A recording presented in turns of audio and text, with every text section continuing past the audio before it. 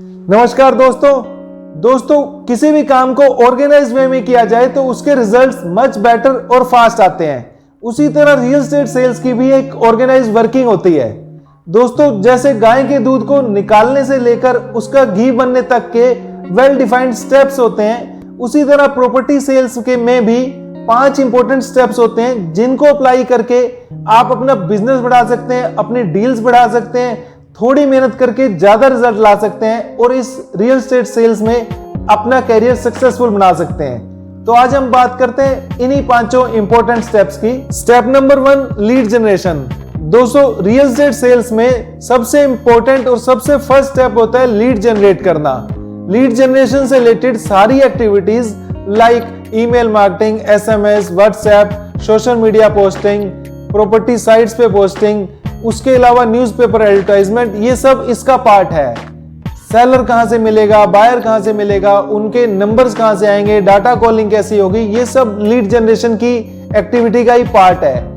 Lead generation पे जितना ज्यादा कंसंट्रेशन और जितनी ज्यादा एक्टिविटी की जाएगी, जितने ज्यादा नंबर्स आएंगे, जितने ज्यादा प्रोस्पेक्टिव क्लाइंट्स का हम डाटा बना पाएंगे, उतने ही रियल एस्टेट इंडस्ट्री में सक्सेस होने के चांसेस बढ़ते चले जाएंगे। तो दोस्तों, हर प्रॉपर्टी एजेंट को मैक्सिमम अपना टाइम इसी एक्टिविटी में लगाना चाहिए। Step number 2, site visit. दोस्तों, अब तक आपने जो लीड जनरेट करी है उनको अब स्टेज 1 से स्टेज 2 पे लेकर आना है। उनकी साइट विजिट या प्रॉपर्टी विजिट करानी है।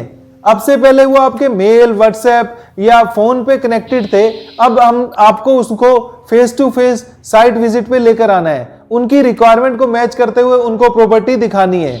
ये साइट विजिट ऑनलाइन भी होती हैं और ऑफलाइन भी होती हैं। पर्पस ये है कि अब आपने उनको अपने साथ एंगेज करना है, उनकी मैचिंग प्रॉपर्टी दिखानी है और स्टेज 2 पर लाकर अपनी डील को क्लोज करने के और नजदीक लेकर आना है। Step number 3, follow up and rapport building.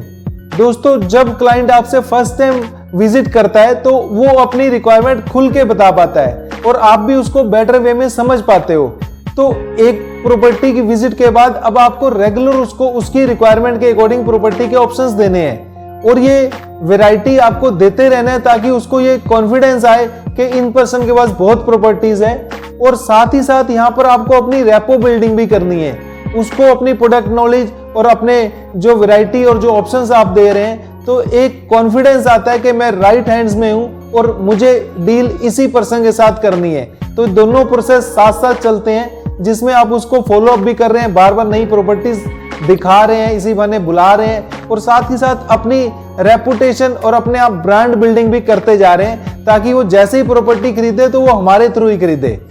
तो ये बड़ा इंपॉर्टेंट स्टेप है, इसको बड़ी सिंसियरिटी के साथ करें और फॉलो अप का क्लाइंट्स का पूरा ध्यान रखें। Number 4, closing.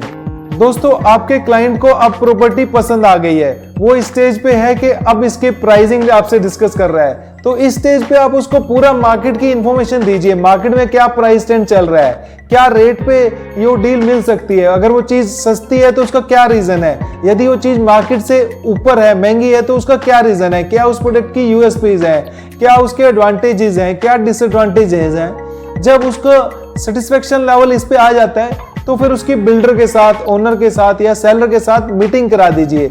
उस मीटिंग में आप ट्राई करें जो बेस्ट नेगोशिएशन पॉसिबल है वो अपने बायर को जरूर दिलाएं, उसका पूरा सपोर्ट करें, उसको पूरा प्रोसेस बताएं ताकि वो डील क्लोज कर सके।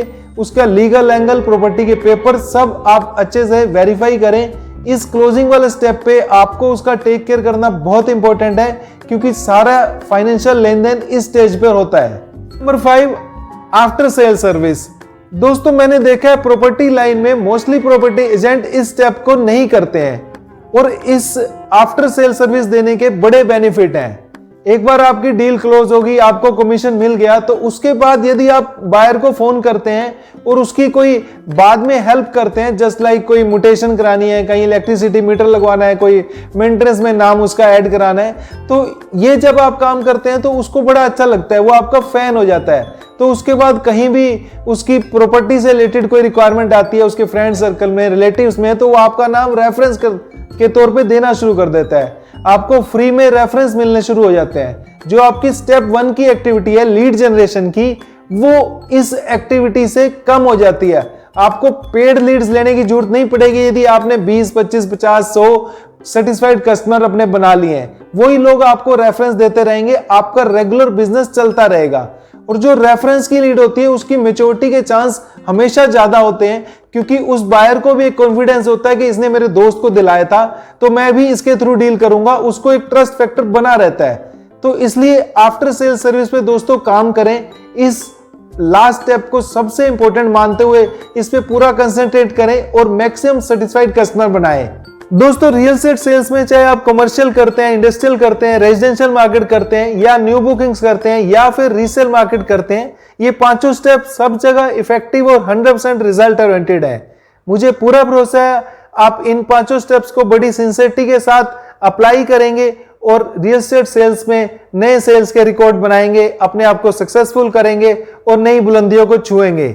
इसी भरोसे के साथ मैं विकास अरोड़ा, रियल एस्टेट एक्सपर्ट, आपसे विदा लेता हूं। Wish you best of luck and thank you.